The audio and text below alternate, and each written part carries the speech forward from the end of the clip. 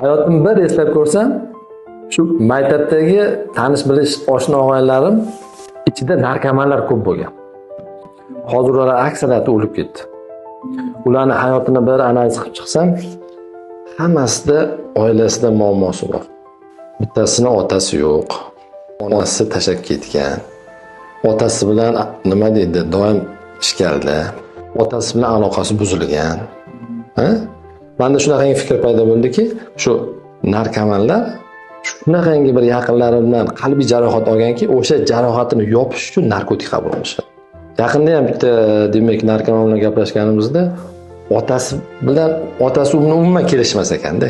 Otasiga nima desa, otasi uni teskarasini qilar ekan. Shuning uchun otasini yomon ko'rar ekan. Ochiq gapiryapti, otam yomon ko'raman. Muammosini yechish uchun, qalbiy jarohatni yechish uchun ularga tushuntirish kerak. Shu otasi bilan bo'lgan munosabatni tiklash kerak. Ya'ni otasiga qarshi umuman chiqish kerak emas. Ya'ni o'zi aslida otaga ufam deb bo'lmaydi. Uni muhokama qilish odat tursa, undan xabar bo'lish odat tursa, umuman nima qilish kerak emas. Mana shu muammo ularni narkomanik ko'chasiga olib kirib qo'ygan. Ichuvchilar ham shunaqa bo'lishi kerak. Ya'ni otasidan xafa bo'ladi. Xafa bo'ladiki, o'sha qalbida shunaqangi bir og'riq bo'ladi. O'sha og'riqni yopish uchun narkotik qabul qilish.